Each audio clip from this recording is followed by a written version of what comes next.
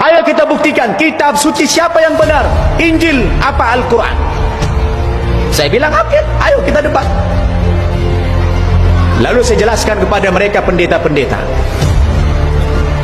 sebelum kita berdebat, kita harus bikin dulu satu frame, satu kata sepakat tentang kriteria kitab suci itu. Saya sodorkan kepada mereka ada 5 kriteria kitab suci yang benar. Apabila ini terpenuhi, maka dipastikan itulah yang otentik, itulah yang benar. Apa itu dia bilang?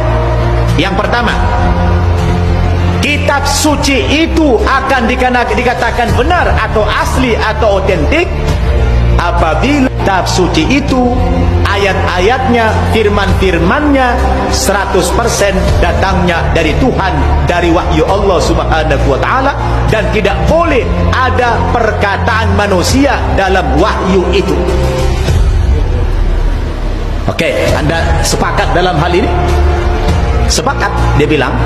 Mari kita uji dari 2 kitab suci, Al-Quran dan Injil, yang mana yang 100% wahyu Allah, perkataan Tuhan, yang mana? Coba buka kitab sucimu, sudah nyata-nyata tertulis di situ Injil karangan Matius, Injil karangan Lukas, Injil karangan Markus, Injil karangan Yohanes. Ini Alkitab cetakan yang lama dulu, tahun 60-an, masih ada tulisan Injil karangan. Kalau yang sekarang dibuang, kenapa? Khawatir mereka ketahuan kekurangannya. Oh, karangan ternyata gitu, dibuang istilah karangan itu. Al-Quran, tidak ada perkataan Nabi Muhammad satu ayat pun di Quran itu. Makanya Al-Quran itu, Pak, ya, dulu waktu pembukuan pertama Quran, sahabat dilarang Nabi menulis hadis. Semua sahabat hanya fokus menuliskan Al-Quran. Dalam hal ini, kriteria pertama saja sudah gugur Alkitab. Yang benar hanya Al-Quran. Satu.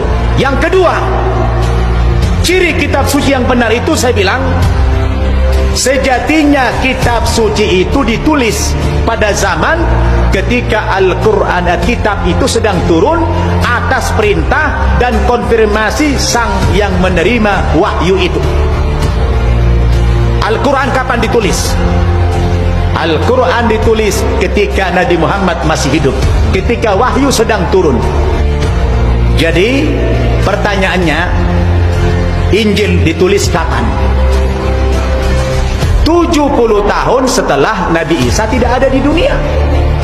Lalu bagaimana seorang penulis wahyu mengkonfirmasi kepada sang penulis, sang penerima wahyu?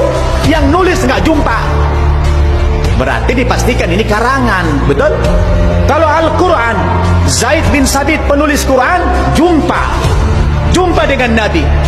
Nabi minta, tuliskan dulu. Setelah Nabi dapat wahyu, suruh catat.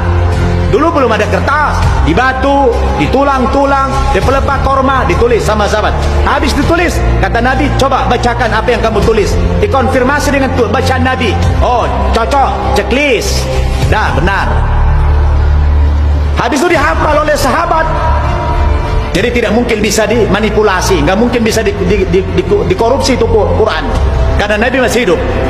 Yang ketiga, kriteria kitab yang benar, sang penulis kitab suci itu secara moral haruslah orang-orang yang jujur, orang-orang terpercaya, dan dipastikan penulis Quran orang jujur. Kenapa? Nggak mungkin korupsi, sebab Nabi masih hidup, selalu dikonfirmasi bacaannya. Tapi penulis Injil dipastikan berdusta karena dia tidak jumpa dengan Nabi Isa sebagai penerima wahyu, betul? 3. Yang keempat, ciri kitab suci yang benar itu, saya bilang, kitab suci itu harus tertulis berdasarkan bahasa aslinya. Al-Quran datang turun menggunakan bahasa Arab, maka dibukukan pun berbahasa Arab sampai kiamat berbahasa Arab. Tapi Injil tadinya menggunakan bahasa Ibrani, bahasa Hebrew, tapi sekarang sudah ditranslate ke dalam berbagai macam bahasa. Sedangkan peralihan satu bahasa kepada bahasa yang lain pasti ada perubahan, betul apa tidak? 4. Yang kelima, saya bilang, ciri kitab suci yang benar itu adalah kitab suci itu harus satu kata, satu isi, tidak boleh saling bertabrakan, tidak boleh saling kontradiksi antara satu ayat dengan ayat yang lain. Maka Quran itu bisa dibuktikan tidak ada yang bertabrakan ayatnya. Tapi kalau kita baca Injil, banyak yang kontradiksi, banyak yang bertabrakan satu ayat dengan ayat yang lain, terutama yang berkaitan dengan konsep ketuhanan. Di dalam Injil Markus pasal 12 ayat 28 sampai 29, nyata-nyata Yesus mengajarkan Tuhan satu. Tapi dalam Injil, dalam kitab Filipi pasal 2 ayat 11, Kisah Para Rasul pasal 2 ayat 36 mengatakan Yesus adalah Tuhan. Ini kan kontradiksi.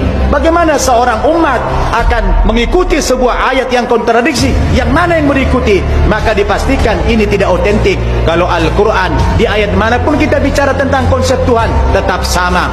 Qul huwallahu ahad. Katakan ya Muhammad, Allah itu satu. Redaksinya boleh berbeda-beda. Innani anallah, la ilaha illa ana, fa'budni wa aqimi sholata li dzikri. Sesungguhnya aku adalah Tuhan, Allah, tidak ada Tuhan kecuali aku. Berapa Tuhan di situ, Pak? Masih satu. Allahu la ilaha illa huwal hayyul qayyum. Berapa Tuhan di situ? Masih satu. Redaksinya boleh berbeda-beda, tapi substansinya tetap satu. Inilah bukti kitab suci yang benar adalah Al-Quran. Subhanallah.